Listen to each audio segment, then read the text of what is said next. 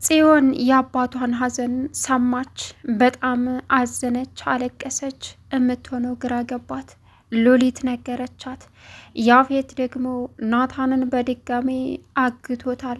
እሱም ምንድነው አንደኛ አባቱ ስለሞተ አባትህ ጋር ያልተወራረድኩትን ሂሳብ አንተ ጋር መወራረድ አለብኝ፣ መሞት የለበትም አለ። እንግዲህ አቶ ሰለሞን የናታን አባት የነበረው አባትየው እንጂ አባቱ አልነበረም ለናታን። ለያፌት ግን ትክክለኛ አባቱ ነው። እናም ናታንን እንደዛ ሲያሰቃየው የነበረው የእንጀራ አባቱ ነበረ። ጽዮንን ትክክለኛ ልጁ ስለሆነች ይወዳታል፣ ይንከባከባታል። የነ ጽዮን እናት ደግሞ እስካሁን ድረስ አልመጣችም። በጣም ያሳዝናል። ያፌት እንግዲህ ናታንን አግቶ በማሰቃየት ላይ ይገኛል። ይገርማል። ይህ ሁሉ ነገር ምንድን ነው? ናታን በማያውቀው ነገር አባቱ ሲበድለው ኖረ። አሁን ደግሞ ያፌት ተተክቶለታል። ያፌት ለአባቱ ጉዳይ አይሰጠውም። ሰላም ውድና የተከበራችሁ የቻናል ቤተሰቦች እንዴት ናችሁ? ልይ ሰላማችሁ ይብዛልኝ። ለዚህ ቻናል አዲስ ሲሆናችሁ ሰብስክራይብ ያደረጋችሁ ቪዲዮን እስከ መጨረሻው ተከታተሉ። ሐረግ ከባለፈው የቀጠለ ፓርት ይዘን መጥተናል ማለት ነው። እንግዲህ በጣም የሚያሳዝነውና የሚገርመው ነገር ምንድን ነው ስንል የናታን አባት የትክክለኛ አባቱ አልነበረም። ያፌት ግን ከያፌት እናት በአጋጣሚ ነፍሰ ጡር ሆና አልፈልግሽም ብሎ ጥሎት እንደሄደም ያፌት እየተናገረ ነበር። አሁን ግን ናታንን እንደዛ እባዶ ጨለማ እየወሰደ የሚያሰቃየው የነበረው ልጁ ስላልሆነ ነው። ለጽዮን ግን ትክክለኛ ልጁ አባቴ ስለምትለው ጽዮንን በጣም ይወዳል፣ ይንከባከባል። ናታንን ግን ያሰቃየዋል። ይህንን የሰማው ናታን አሁን በጣም አዘነ።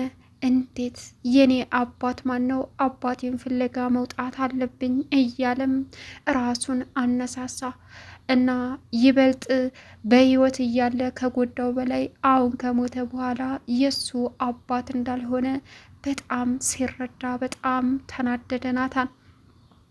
ጽዮን የአባቷን ሞት ስትሰማ በቃ መቆም አቃታት።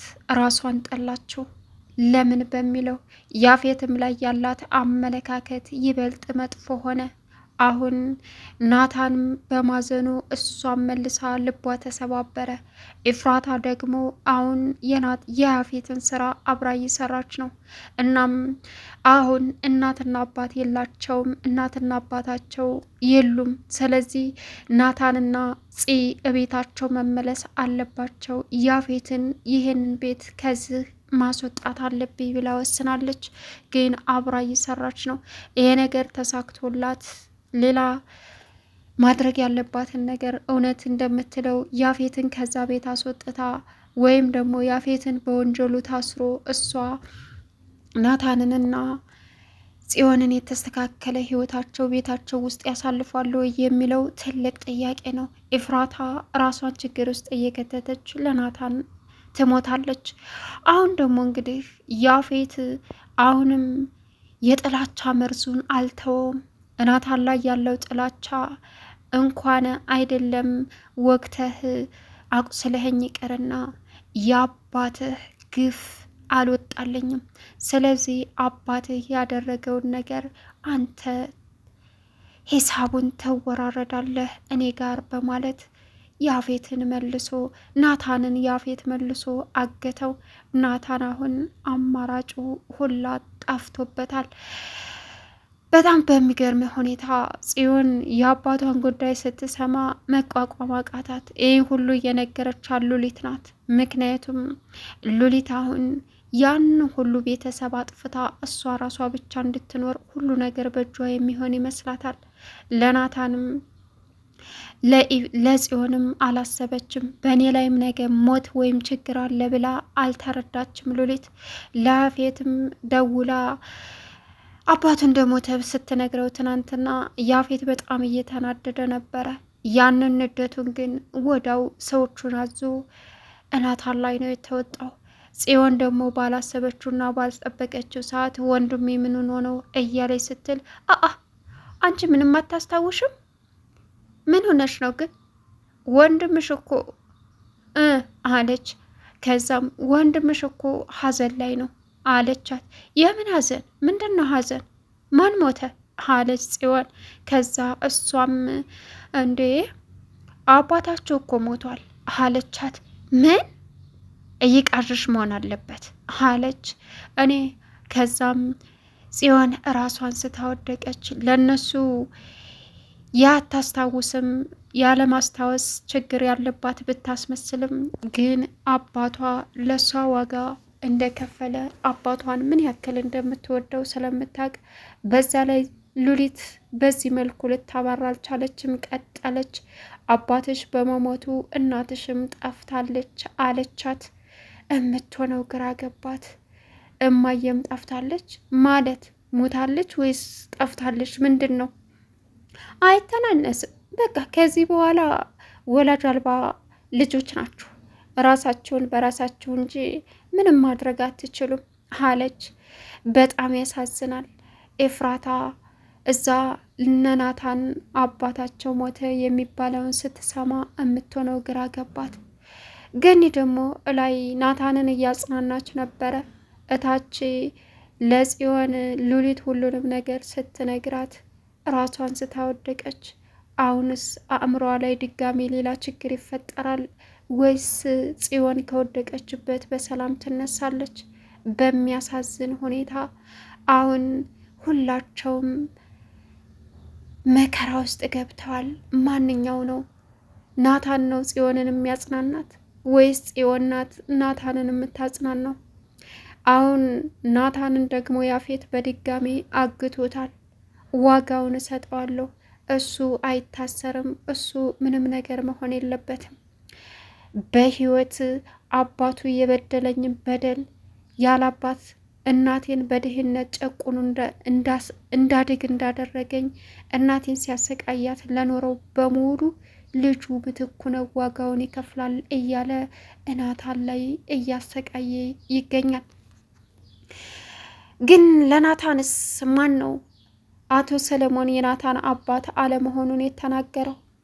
ይህ ሁሉ ባልተጠበቀና የአባታቸውን መሞት ሲረዱ አንድ በድብቅ ደብዳቤ ተጥሎላቸው ተገኘ። እናም አቶ ናታን አባትህ እኮ እንደዛ ሲያሰቃይህ የነበረው እውነተኛ ልጁ ስላልሆንክ ነው። እናትህ በልጅነቷ ከሌላ ሰው ወልዳህ እሱን አገባች። እናም ለዛ ነው ባዶ ጨለማ እየዘጋ ሲያሰቃይህ የነበረው። አሁን ግን እናትህ ግን ሁሉ ጊዜም ካንተ ጎን ናት፣ ስለምትወድህ ልጇ ስለሆንክ። ጥርት ያለ አባትነቱ ለያፌትና ለጽዮን ብቻ ነው። ያፌት ልጁ መሆኑን በደንብ ያልቃል አባትህ። ግን ደግሞ እናትህ ዳ ስለሆነች አልፈልግሽም ብሎ ተጫውቶባት ሄደ። አንተም ትልቅ ሆነ ልጁ እንደሆነ ያምናል። እናም ያችኛዋን የናታንን እናት ወዶ ስለሄደ አብሮ መኖር ጀመረ ከሷ ጋር። እናም አሁን ናታን ግን በቃ መረጋጋት አለብህ የሚል ደብዳቤ ነበር ናታን ያነበበው። ይህንን ሲሰማ በጣም ልቡ ተሰበረ። እውነትም ትክክል ሊሆን ይችላል ይሄ ደብዳቤ። አባቴ ቢሆንማ እንደ አባቴ መክረኝ ነበር፣ ሳጠፋ ይቆጣኝ ነበር፣ ወደ ጥሩ ደረጃ ይወስደኝ ነበረ። ስለዚህ አባቴ ስላልሆነ ነው እንደዛ ሲያሰቃየኝ የኖረው በማለት ናታን ልቡ አመነ። በዚህ እያመናታ እያለ ናታን በጣም ስሜታዊ ሆኖ ከቤት ውስጥ ሲወጣ ያፌት ደግሞ አንድ እቅድ አቅዶለታል። ናታንን እኔ ራሴ እስር ቤት ሳይሆን የራሴ የምለው ቦታ አስቀምጬ አባቱ የበደለኝን በደል እያንዳንዱ እያወራረድኩ ሂሳቡን አሳየዋለሁ፣ እቀጠዋለሁ፣ እበቀለዋለሁ አለ። በጣም በሚገርም ሁኔታ ነው። ናታን አሁን በጣም ተናደደ። እንደዛም ሆኖ ግን ጽዮን ምን ሆና ይሆን እያለ ያስባል፣ ይጨነቃል። ሉሊት እንግዲህ አሟት እንኳ አሁንም አርፋ የምትቀመጥ ሰው አይደለችም። ለጽዮን የተናገረችው ነገር ቤዛንና ገኒን ከምንም በላይ አሳዝኗቸዋል። ገኒ አሁን እውነቱን አውጥታ የቤዛ እናት ከዚህ ምድር እንድትወገድ ያደረገችው ሉሊት መሆኗን በትራስ አፍና ማስወገዷን ሉሊት መሆኗን ለቤዛ ልትናገር ዝግጁ ሆናለች። አሁን ምን ይበቃቸዋል? ሁሉም ድብልቅልቅ ያለ መከራ ውስጥ ነው። ቤዛ ሉሊት ከሆነች እናቷን ከዚህ ምድር ያጠፋችባት ምን ታደርጋለች? አሁን የሉሊትና የቤዛ በቀል አንድ ብሎ ይነሳል። ሉሊት እያስመሰለች ይህን ያክል ጊዜ ኖራለች ምንም እንዳልተፈጠረ።